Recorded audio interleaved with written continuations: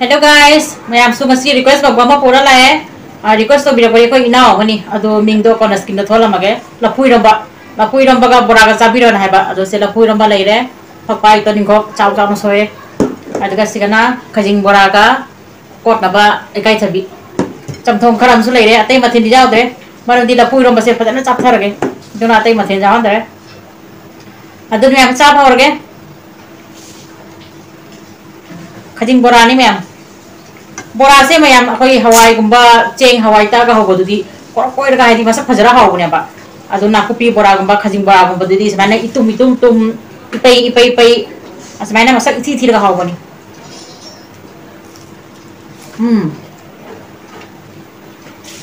au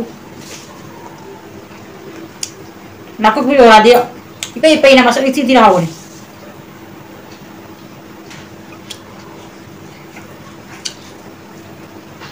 papai là phui rồi mà đây đi papai hầu em cho này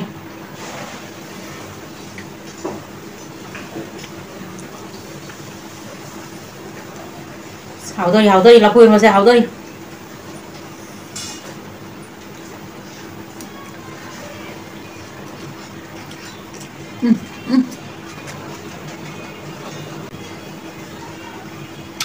wow ha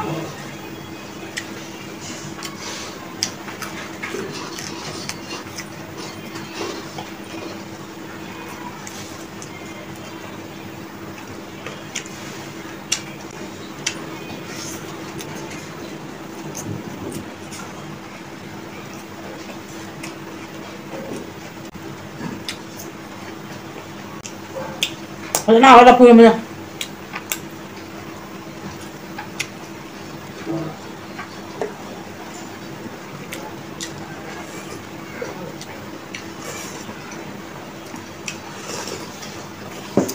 làm là phui là một sam ni nào mi phugai na sia ju ngamani anda ki kang se pithan ta na singya ju ngamani pakan kan to re ba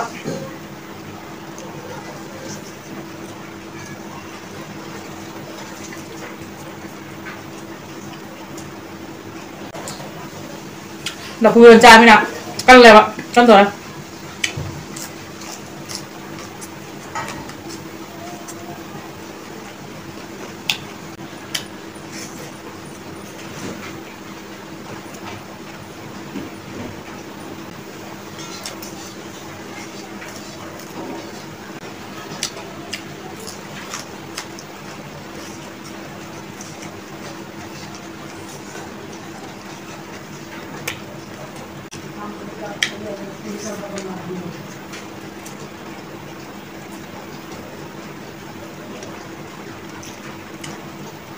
thôi nào bây giờ là phui này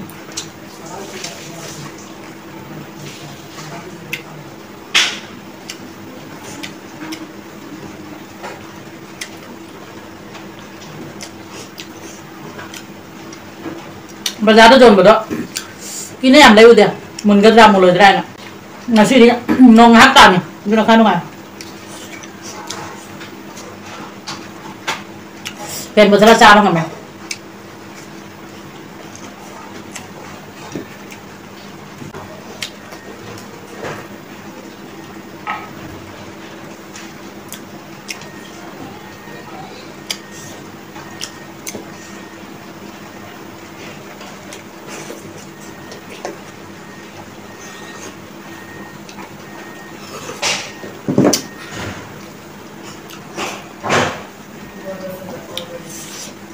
càng số cho hậu em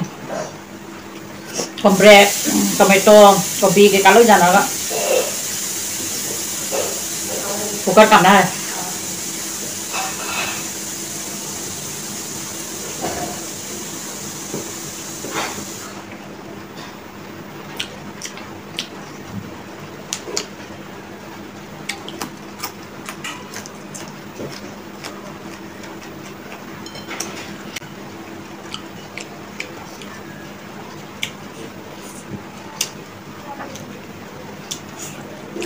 khajing bora rồi khajing bora thì hay đúng giải đó mà hào đi không để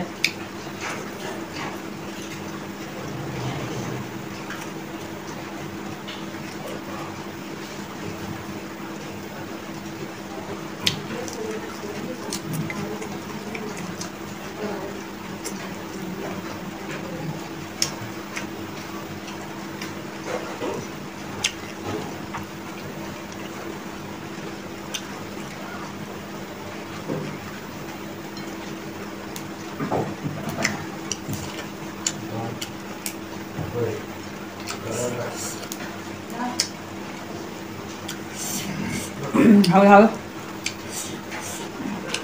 자꾸 더 깔라내 근데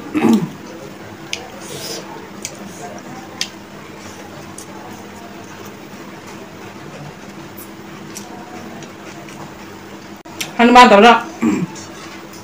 지금 부가요 그런데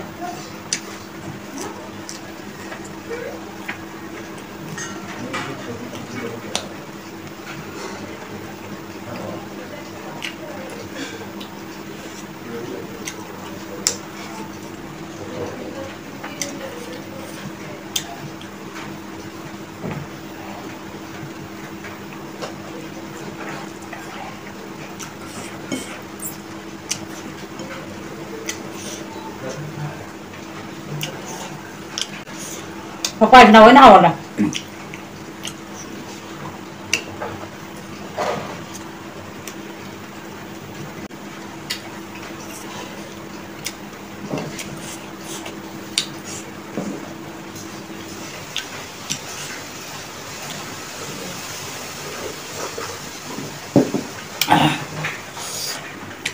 Kentang mấy awal.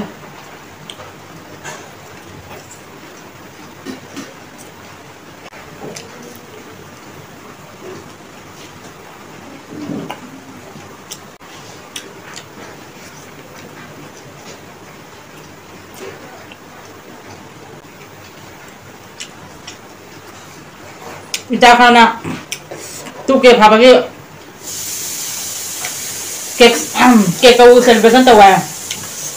ada tuh kayak kau tuh dia tanleka harus dah kayak kombaten kayak kombatak di paksa ikhlas jadi aku sudah nungai deh jengba miam so nungai gini udah sawu aja tuh kayak sih kakak harus sih Aduh macam tu kadi Manipur tu kan nagidang saya pak. Aduh na tu ke bhar bai tanja tu pak. Aduh ke ka roi si. Matang doi ka si.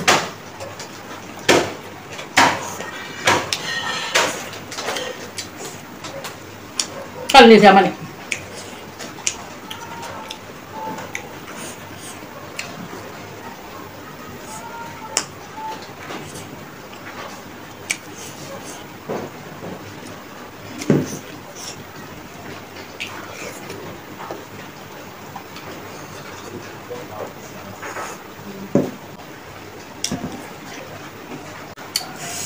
Mayam cabut sudah deh. Jangan kasih gue matang selesai lagi next video. Tapi thank you nasi.